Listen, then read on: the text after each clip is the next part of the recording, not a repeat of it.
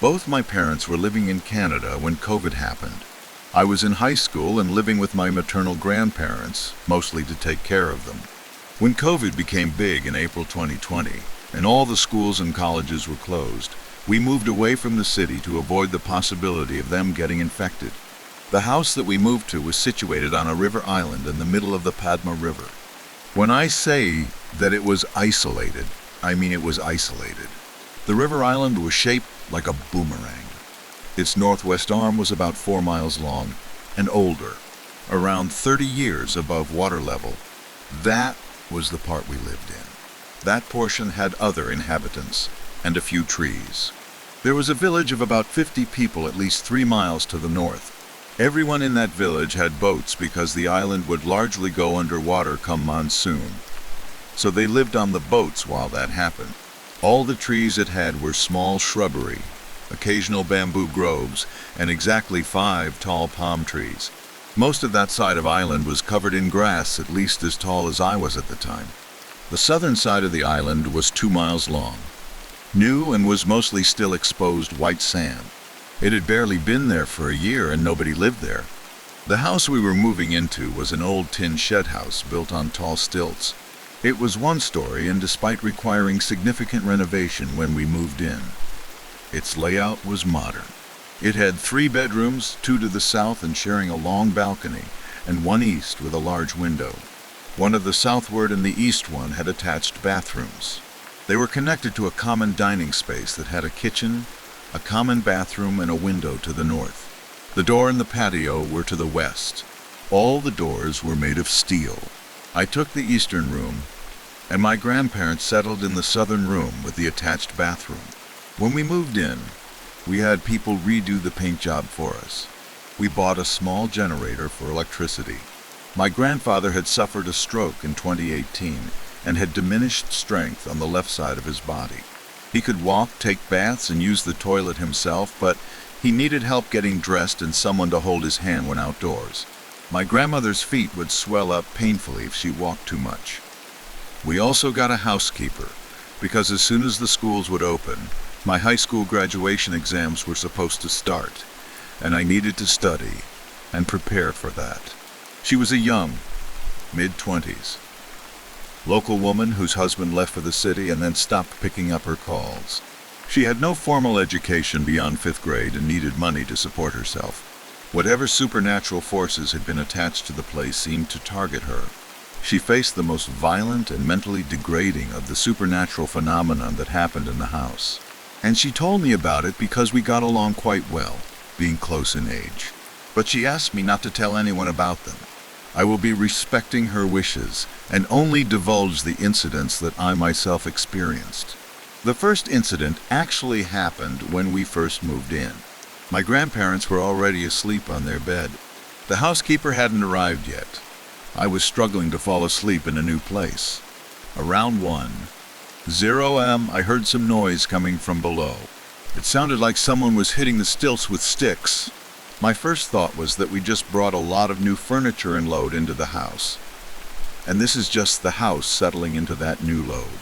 But the sound was regular, and it very clearly sounded like something being hit over and over again. I started to wonder if the structure is starting collapse. So I took a flashlight and went outside to check on what's making that noise. But by the time I walked down the stairs, the sound stopped. And when I shone the flashlight under the house, there was nothing there. Afterwards, when our housekeeper arrived at our house in the middle of May, and I was studying in my room when my grandparents had gone to sleep. Around 11 p.m., I saw someone or something dark standing in the dining space. Sensibly, my first thought was that it's the new housekeeper. But this thing was almost as tall as the ceiling and broad as a door. And the housekeeper was 5'0" and very skinny. When I realized this and looked back at it, I saw it moving fast towards the window, loudly tipping over a chair on its way. The window has bars, by the way, so it wouldn't be able to simply jump out. I ran into the dining room and turned on the light, but there was nothing there.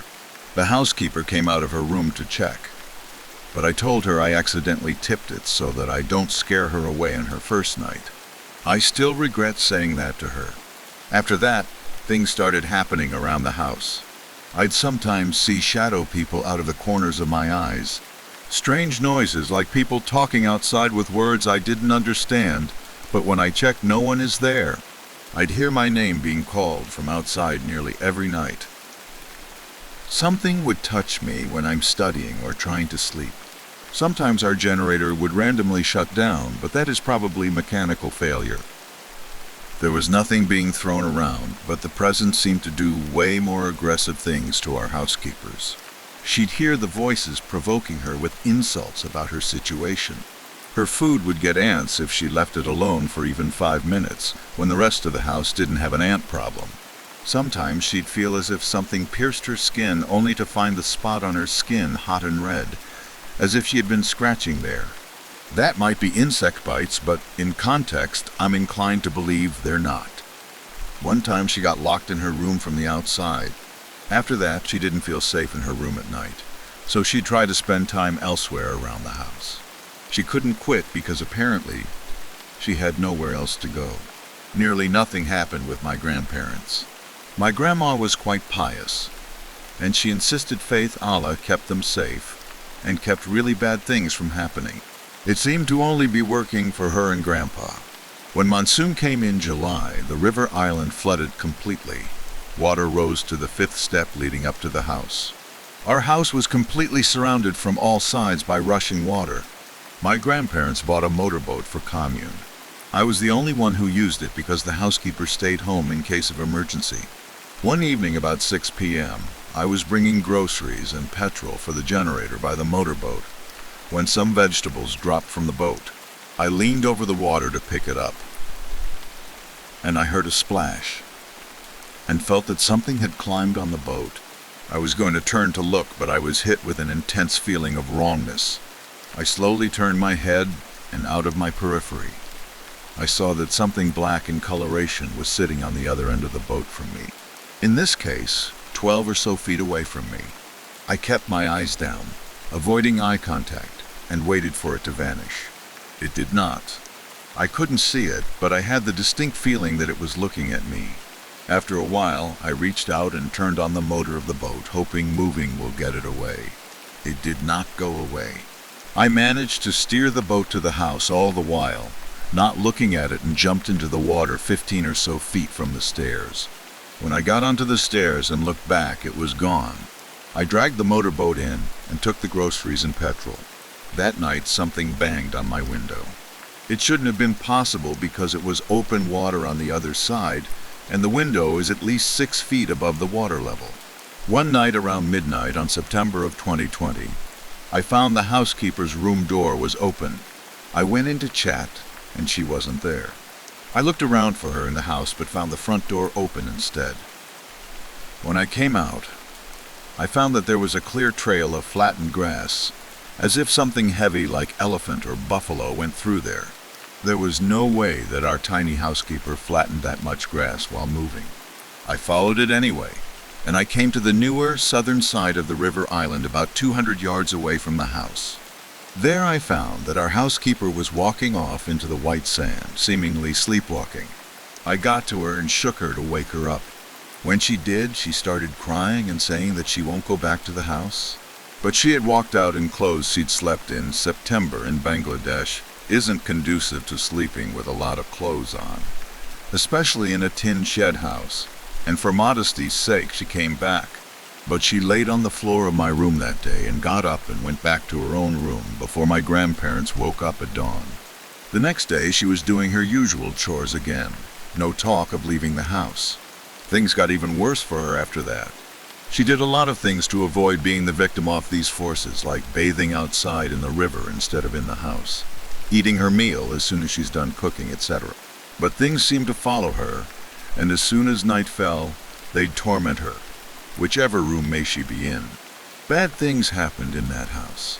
My grandma would constantly pray, and it seemed to work for her and Grandpa, and even quieted things down momentarily for me, but had no effect on our housekeeper. At one point, I think our housekeeper wasn't here for the shelter or money, but to simply spite whatever was in the house. In the April of 2021, Our housekeeper announced that she'd gotten a trail of her husband. So, she took her things and left. Things became much less aggressive after that. I'd see things from the corner of my eyes now and then. The occasional touch on the arm when I'm sitting on the table. I once heard something heavy loudly fall on the floor and dashed around thinking one of my grandparents fell down. Nothing was amiss. We left that house 4 months after that. I never experienced paranormal things of that nature again. I did experience unexplainable things, but they felt very, very different from whatever was in that house. I randomly saw the housekeeper again last year in November. We talked. Apparently, the supernatural never followed her around. But her life has been on a downward spiral since then. Now, she cannot bear children. I gave her some money before going on with my life. What do you think about this? The house had sat empty ever since my grandpa built it, so there's no history there. The land is also very new. Why would a spirit target a singular person brutally like that?